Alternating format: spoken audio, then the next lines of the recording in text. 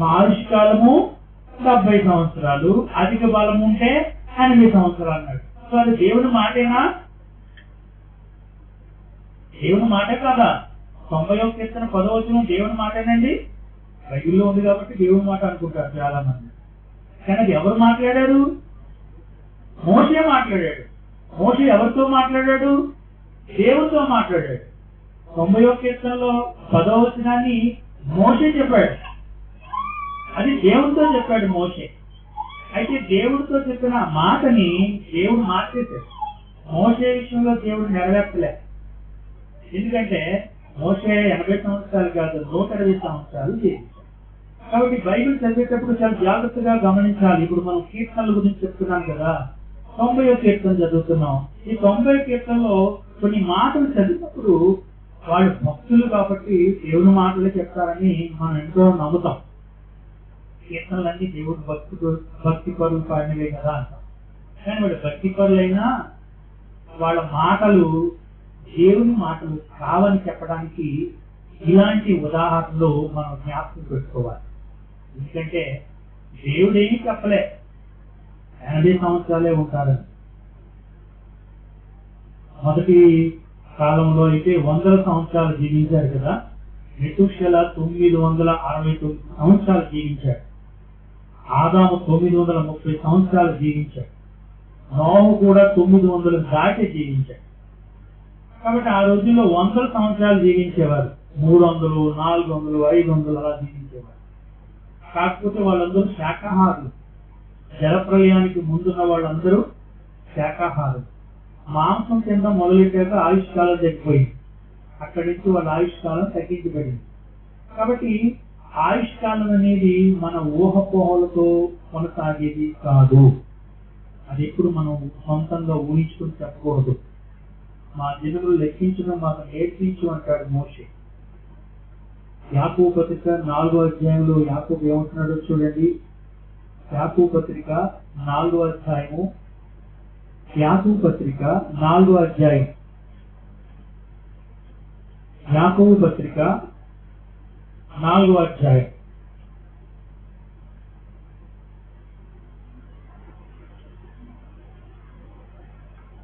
యాకోబు పత్రిక 4వ అధ్యాయం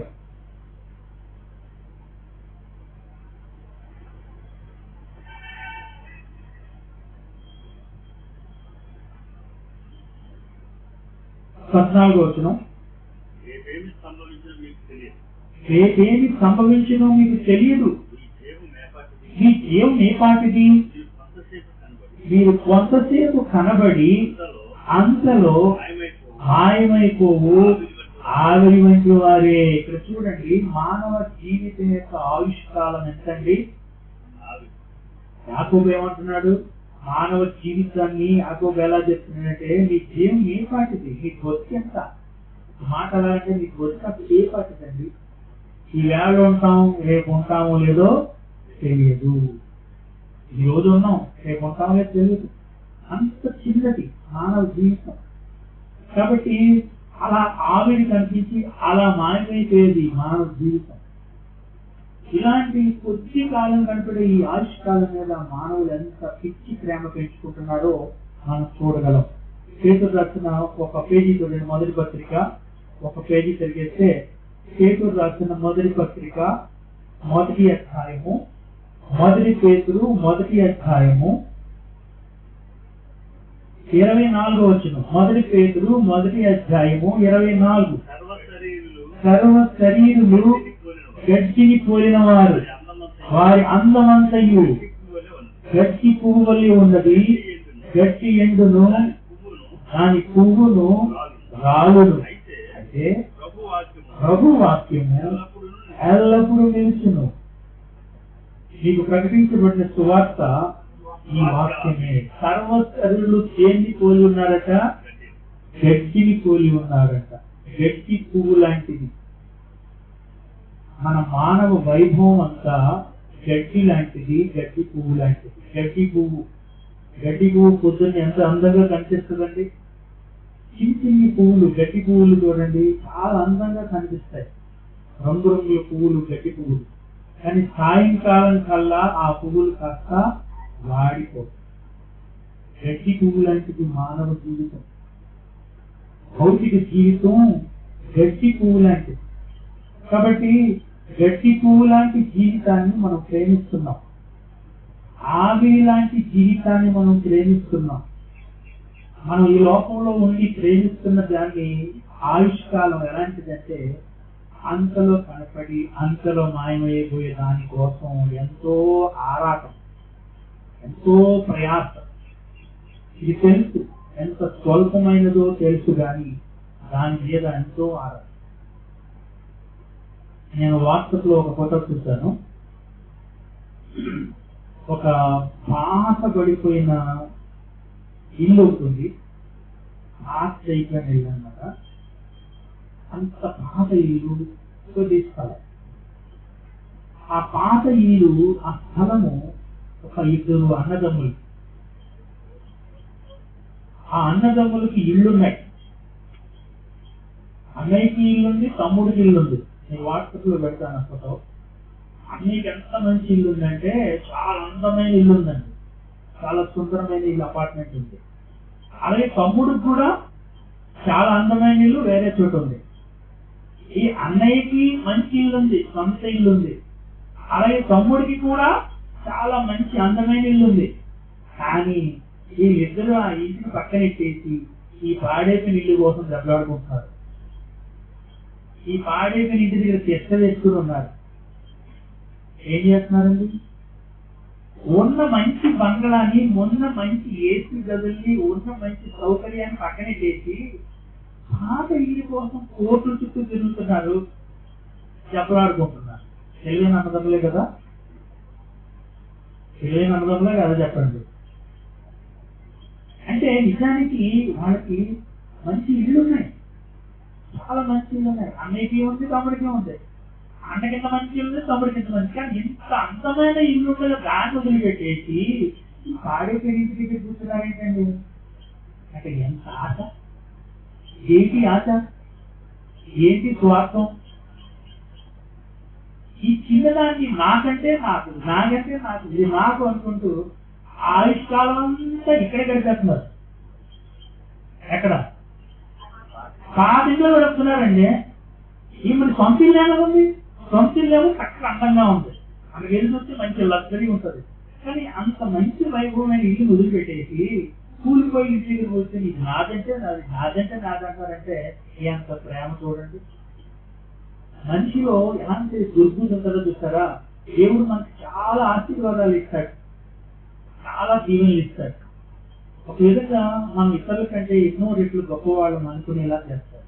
కానీ ఇంత ఆశీర్వదించినా కూడా, ఇంత సౌకర్యాన్ని పొందుతున్నా కూడా ఇంకా చిన్న చిన్న వాటి కోసం, పాత చిన్న వాటి కోసం, పాడైపోయిన వాటి కోసం ఏంటి ఎవరైనా అది నాది, అది నాది అంటున్నారంటే వాళ్ళ యొక్క స్వభావం ఎంత దిగజారిపోయిందో చూడండి. అన్నయ్యకి ఎంత మంచి హౌస్ ఉంది, తమ్ముడికి ఎంత మంచి హౌస్ ఉంది, ఇంత మంచి ఇల్లు పెట్టుకుని దీనికోసం ఎందుకండి? ఎవరో తీసుకుంటారులే, ఎవరొకరు ఉంటారులే, నాకు ఇంటి లోటు అని అనుకోవట్లే. మాత్రం ఎందుకు మనం పోగొట్టుకోవాలి? ఈ పాత డొక్కు ఇల్లు మాత్రం ఎందుకు పోగొట్టుకోవాలి? అలాంటి మనుషులు ఉన్నారండి ఈ రోజున. మరమ్మా లేదు కదా? లేదు, అలాంటి వాళ్ళు లేదు. అలాంటి మనుషులు ఎవరు? ఎందుకంటే చాలా కాలం బతికేస్తామని ధీమా. యోగు గ్రంథంలోకి ఒక మాట చూడండి. యోగు గ్రంథము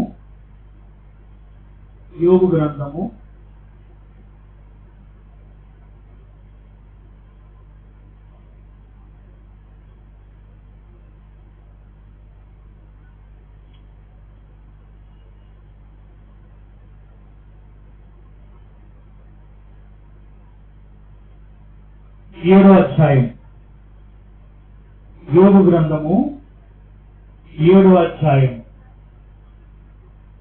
యోగు గ్రంథము 7వ అధ్యాయము మొదటి వచనాలు. భూమి మీద నరుల కాలము యుద్ధ కాలము కాదా? వారి దినములు కూలివాని దినముల వంటివి కావా? నీడను నిన్ను నపేక్షించుతూ దాసుని వలెను కూలి నిమిత్తము కనిపెట్టుకొను కూలివాని వలెను ఆశ లేకయే జరుగు నెలలను నేను చూడవలసి వచ్చాను. ఆయాసంతో కూడిన రాత్రులు నాకు నియమించబడింది. చాలండి. ఇక్కడ చూడండి, భూమి మీద నరుల కాలము యుద్ధ కాలము కాదా అంటే మానవ భౌతిక జీవితాన్ని ఇక్కడ యోగు ఎలా పోలిస్తున్నాడు చూడండి.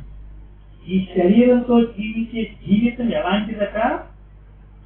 యుద్ధ కాలము. యుద్ధ కాలం అంటే ఏంటండి? ఈ మధ్యనే పాకిస్తాన్కి ఇండియాకి కొన్ని రోజులు యుద్ధం జరిగింది కదా, అది చాలా తక్కువ సమయం. ఆ యుద్ధ కాలంలో సైనికులు ఎలా ఉన్నారండి? కొందరు చనిపోయారు. ఎలా జీవించుంటారు ఆ యుద్ధ సమయంలో సైనికులు? ఎప్పుడు అయిపోతాదా అన్నట్టుగా ఉండుంటారా, లేకపోతే ఇంకా యుద్ధం ఉంటే బాగుంటారా అనుకుని ఉంటారా? యుద్ధం జరుగుతున్నప్పుడు యుద్ధ సైనికులు ఏం కోరుకుంటారండి? ఈ యుద్ధం ఎలాగో లేదని అయిపోతే బాగుంది అనుకుంటారా, ఇంకా చేద్దాం అనుకుంటారా? ఎవరు కోరుకుంటారండి? యుద్ధం చేసేవాళ్ళు తెలుస్తుంది ఆ బాధ ఏంటో. యుద్ధం చేస్తున్నప్పుడు అంత టెన్షన్, ఎప్పుడు ఏం జరుగుతుందో తెలియదు, ఎప్పుడు ఆకలి తీరుతో తెలియదు, ఎక్కడ పడుకోవాలో తెలియదు. అలాంటిది యుద్ధ కాలం. మనిషి జీవితం కూడా అలాంటిదేనండి. మనం పొద్దున లేచిన మొదలు రాత్రి పడుకునే వరకు మనం చేసేది యుద్ధమే. ప్రతి చోట యుద్ధమే, అందరితో యుద్ధమే. ఇంట్లో యుద్ధం, బయట యుద్ధం, ఉద్యోగంలో యుద్ధం, వ్యాపారంలో యుద్ధం, భార్య భర్తల మీద యుద్ధం, తల్లిదండ్రులకి పిల్లలకి మధ్యన యుద్ధం, పక్కింటితో యుద్ధం, స్నేహితులతో యుద్ధం, ఉద్యోగంలో యుద్ధం, అదే యుద్ధమే. యుద్ధంలో ఎప్పుడు ఎలా గెలుస్తామా అని బాధ. కానీ యుద్ధం ఎప్పుడైపోతుందండి? ఈ యుద్ధం ఎప్పుడవుతుంది? మన జీవితకాలం ఎప్పుడవుతుందో ఈ యుద్ధం కూడా అప్పుడే అవుతుందట. యోగు చెప్తున్నాడు, మానవ భౌతిక జీవిత కాలము యుద్ధ కాలంలా కనబడుతోంది, యుద్ధం చేసే టైంలా. ఇంకో పోలిక ఏంటంటే, కూలి నిమిత్తము కనిపెట్టుకును కూలి వాణి వలె ఉందట. కూలి కోసం కూలి ఎప్పుడు వస్తుందో అని కనిపెట్టుకుని కూలి వాణిలా ఉందట. పొద్దున్న లేచి సాయంకాలం వరకు పనిచేసి సాయంకాలం కూలి కోసం ఎదురు చూస్తారా, అలా ఉందట మానవ జీవితం. నిజమేనండి. మనం ఒక కూలివాడు ఎలాగైతే కష్టపడి పనిచేసి ప్రతిఫలం కోసం చివరి ఎదురు చూస్తాడో, మన భౌతిక జీవితం కూడా అలాంటిదే. దేవుడు మనల్ని కూలికి పెట్టాడు ఈ భూమి మీద. మనం కూలి పని చేసుకుంటున్నాం అంటే అర్థం ఏంటంటే, ఈ శరీరంతో పని చేస్తున్నాం, ఈ శరీరాన్ని ఉపయోగిస్తున్నాం, ఈ ఉపయోగించిన దానికి ప్రతిఫలం పొందబోతాం.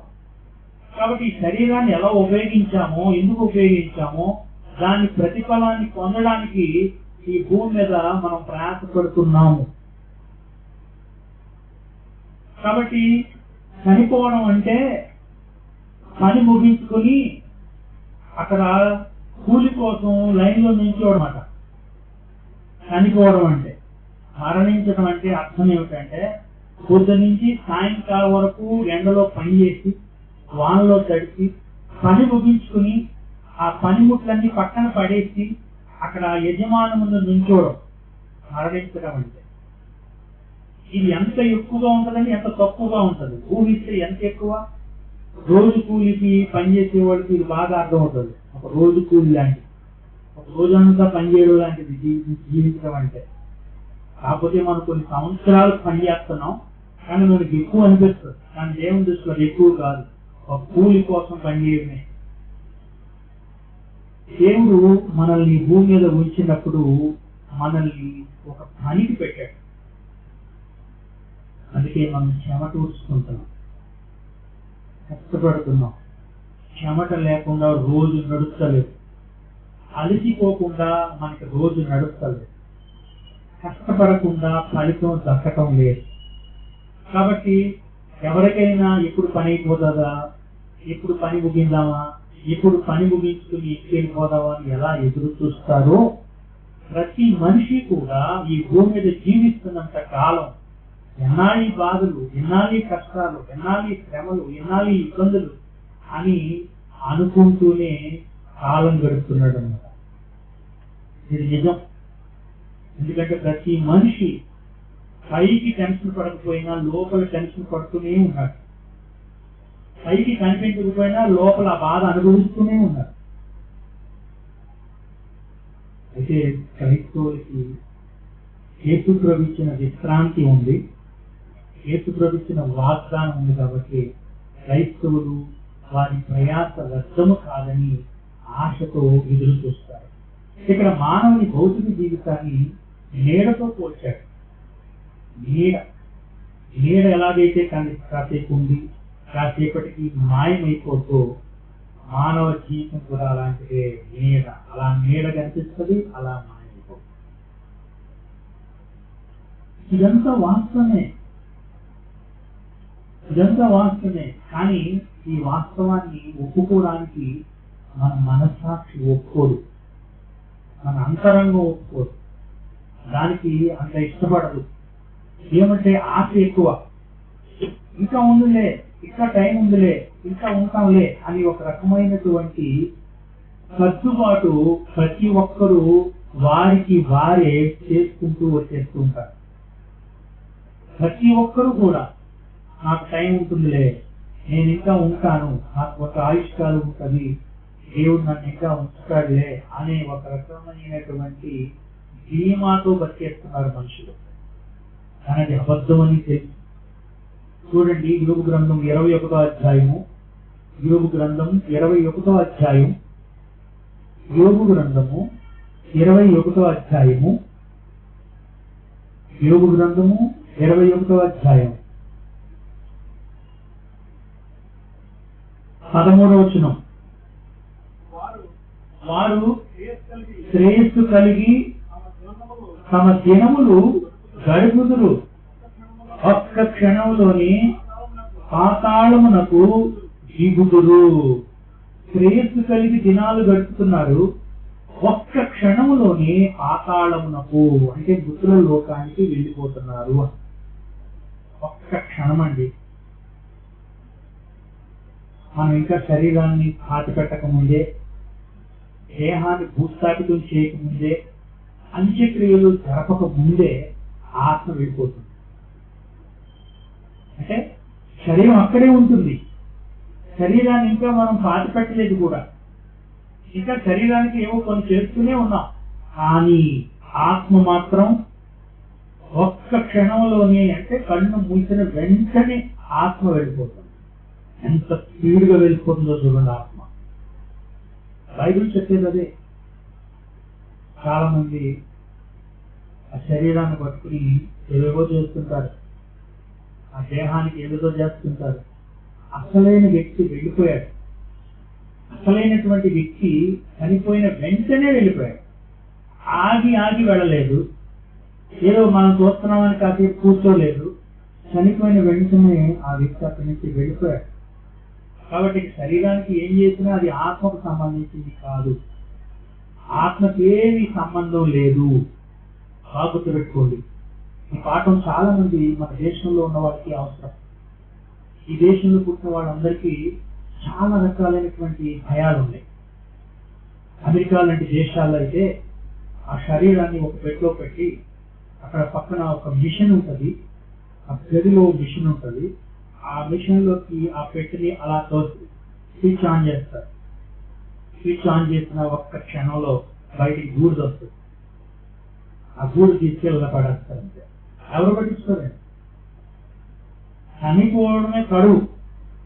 బాడీలోని ప్రాణం పోయిందన్న విషయం తెలిస్తే ఇక్కడ బాడీలో ఉంచరు. దానివల్ల ఎన్నో ఇబ్బందులు ఉంటాయి. కాబట్టి ఎవరైతే దానికి సంబంధించిన వాళ్ళు ఉన్నారో వాళ్ళని పిలిచి వాళ్ళకి సంతకం పెట్టించేసుకుని మీరు వెళ్ళిపోవచ్చు అంటారంటే చాలా మంది తీసుకెళ్ళరండి. పెద్ద పెద్ద దేశాల్లో అయితే ఆ శరీరాన్ని తీసుకెళ్ళరు. ఎందుకంటే అది పెద్ద కార్యక్రమం. తీసుకెళ్ళినా ఇదే పని కదా, తీసుకెళ్ళినా తీసుకెళ్ళకపోయినా చేసే పని అదే. కాబట్టి అక్కడే చేసేస్తారు. క్షణంలో మనం అయిపోతుందండి, శరీరము బూడిద అయిపోతుందండి, ఏమీ లేదు అక్కడ. అయితే ఆత్మ ఉంది.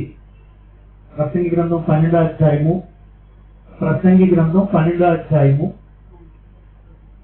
ప్రసంగి 12వ అధ్యాయం. ప్రసంగి గ్రంథం 12వ అధ్యాయము. ప్రసంగి 12వ అధ్యాయము 7వ వచనం. మన్నైనది వెనకటి వలె మళ్ళా భూమికి చేరుతుంది. ఆత్మ దాన్ని దయచేసిన దేవుని ఎద్దరికి మరలా పోతుంది. మన్నైనది మరలా మట్టికి చేరిపోతుంది. ఆత్మ దాన్ని దయచేసిన దేవుని ఎద్దకు చేరిపోతుంది. కాబట్టి ఎక్కడి నుంచి వచ్చిందో అక్కడికి మళ్ళీ వెళ్ళిపోతుందండి. తల్లి గర్భంలో ఒక శిశువు పుట్టేటప్పుడు పైనుంచి ఆత్మ వస్తుంది, తల్లిదండ్రుల నుంచి శరీరం వస్తుంటే దేవుని దగ్గర నుంచి ఆత్మ వస్తుంది. ఆ తల్లి గర్భంలో శరీరం రూపొందినప్పుడు ఆ శరీరంలో నుండి మరి ఆత్మ కూడా అక్కడే ఏర్పడుతుంది. పుత్రకణంలో ఆత్మ ఉందా అని చాలా మంది అడుగుతూ ఉంటారు. ఆత్మ అక్కడే ప్రారంభమవుతోంది. ఒక మనిషి శరీరం విడిచిపెట్టగానే ఆత్మ వెళ్ళిపోతుంది అన్నమాట. కాబట్టి మానవుని భౌతిక జీవితాన్ని గురించి ప్రసంగి గ్రంథంలో కొన్ని మాటలు చదివి మనం ముగిద్దాం. ప్రసంగి గ్రంథంలోనే మనం జాగ్రత్తగా చూడండి. ప్రసంగి గ్రంథంలో మానవుని యొక్క భౌతిక జీవితాన్ని గురించి ప్రసంగి ఏమి రాస్తున్నాడో మనం చూద్దాం.